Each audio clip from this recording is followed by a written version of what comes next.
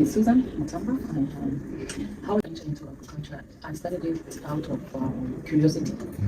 I won't lie, the curiosity came out of some things that I had, some information I had learned about Rwanda, whereby some of the products, fresh products like vegetables, fruits, some of the big hotels in the country were getting them out of the country, from out of the country, like apples, cherry tomatoes, the colored bell peppers.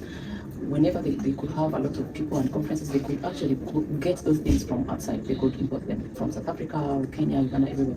And then when I got to know that, I was curious because I imagined that the weather and the climate in those countries is the same as here, and I was wondering why we cannot have enough produce locally.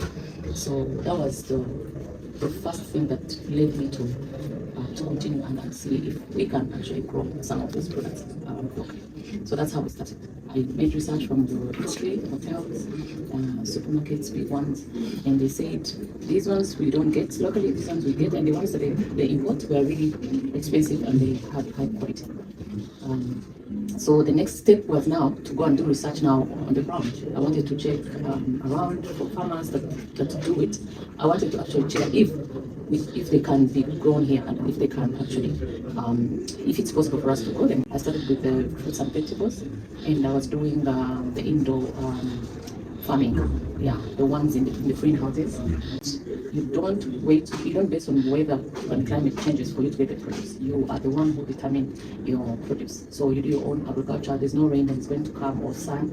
You have to moderate the weather. You have to do your own irrigation inside, and you continue harvesting for like a few months, like 6 months, if you're lucky, more than that.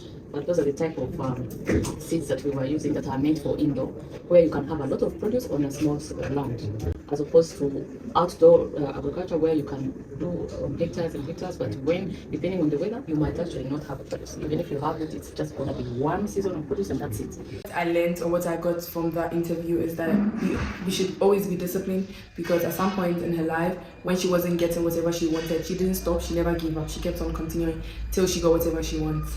Journey as an entrepreneur, she was very goal-oriented and focused on her passion, and that has inspired us to chase our missions with zeal and more effort.